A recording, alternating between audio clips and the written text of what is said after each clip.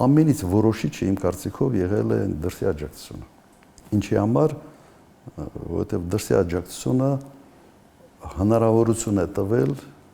ԿՊ-ի եւ Նիկոլ Փաշինյանին անտեսել եւ օրենսդրությունը, անտեսել բոլոր, այսպես ասենք, քաղաքավարության նաեւ նորմերը։ Որովհետև այն աջակցությունը, որը ցուցաբերեցին օրինակ Միացյալ Նահանգները եւ եվրոպացիք, կարելի է պարզ լեզվով թարգմանել հետեւյալ կերպ. Արա ինչ ուզում ես։ Մենք ճանաչելու ենք քո իշխանությունը։ Ինչ ուզում ես արա, սա ուղղակի այս հայտարարությունն էր։ Եվ Նիկոլ Փաշինյանը արել է ինչ հնարավոր էր, ինչ կարելի էր անել կամ կարելի էր կամ չի կարելի թքելով օրենսդրության վրա, թքելով ամեն ինչի վրա։ Նայեք, ես փայլուն հարաբերություններ եմ ունեցել Ժակ Շիրակի հետ, Պուտինի հետ, բայց երբևէ որևէ ընտրության ժամանակ երբեք ոչ Ժակ Շիրակը, ոչ Պուտինը, ոչ այլ նախագահներ, որոնց հետ հարաբերությունները շատ լավ էին, միջև ընտրությունները կոչ չէին անում քվեարկել օրինակ իմ օգտին։ Եվ սա ընդունված չէր, սա համարվում էր կոպիտ միջամտություն եւ ես չեմ հիշում, որ Հայաստանի պատմության մեջ երբևէ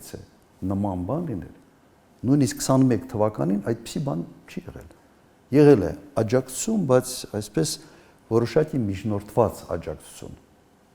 դրսի ուժերի կողմից։ Այսպիսի միջամտությունը ինքը իրենով արդեն մեծ հարցական է դնում արդյունքների լեգիտիմության վրա։ Սա կոպիտ միջամտություն է։ Եվ սա կրկնեմ այդ միտքը, սա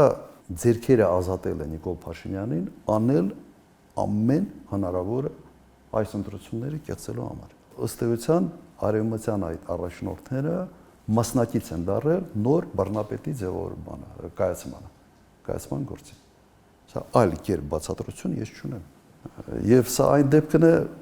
ես հիշեցնեմ իմ մամուլի ասուլիսների ժամանակ հետևյալն է ասում, երբ աշխարհաքաղաքական շահերն են ի հայտ գալիս, ժողովրդավարությունը միշտ հետ է նահանջում։ Հիշում եք այդպիսի մոտեցում միշտ արտահայտել եմ, սա պարզ ճշմարտություն է։ Այսօր այդ վիճակն է։ Միացյալ Նահանգները ունի հսկայական փորձ բռնապետերի աջակցության, երբ հենց աշխարհաքաղաքական շահերից ելնելով Պինոչետին էին պաշտպանում, պահում, Սամոսը պաշտպանում, պահում, նույնիսկ հայտնի արտահայտություն, եթե չեմ սխալվում, Ռուզվելտն էր, որ ասում էր շանորդի է, բայց մեր շանորդին է։ Հիմա այս վիճակն է։ Հիմա ինչն է այստեղ վտանգավոր։ Եվ ինչու մենք հայտնվեցինք այդ վիճակում։ Նիկոլ Փաշինյանը մտածելով Հայաստանի ներեքաշել այս պատմության մեջ։ Ինքը մտածելով է դա արել այդ աջակցությունը ստանալու համար։ Կներեք, բայց դա գին պետք է ունենա աջակցությունը, ինչ գնով, ինչ գին ենք վճարելու։ Հիմա գինը հենց այդտեղ հայտնվելն է։ Ինքը արել է ամեն ինչ, եթե ուղղակի ես հիշեցնեմ, Բրուսել գնացին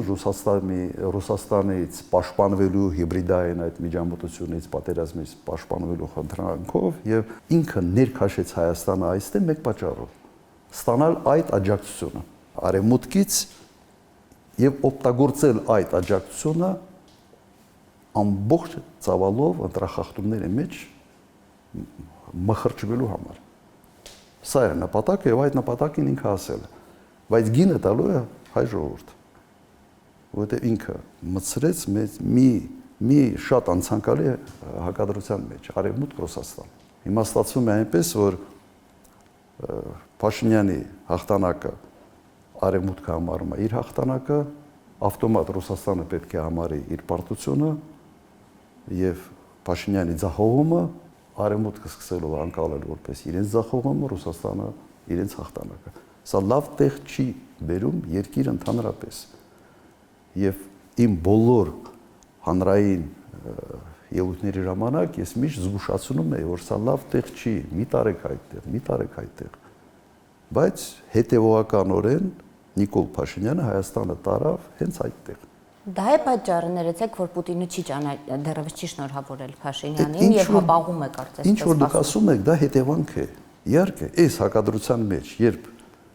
Եվրոմիություն Ռուսաստան Թշնամական են հարաբերությունները։ Եվրոմիությունը ըստ էության քաղաքական միավորից դառնում է ռազմաքաղաքական միավոր եւ թշնամացած են Ռուսաստանի հետ եւ Հայաստանը մտցնել այդ կոնտեքստի մեջ, սա անպատասխանատվություն է։ Ընտրությունները ինքը շահեց, Հայաստանը դրանից տուժեց եւ սրա հետևանքները ծանր են լինելու հենց առաջերտին հենց իրեն համար, Նիկոլ Փաշինյանի համար, բայց նաեւ հայ ժողովրդի համար։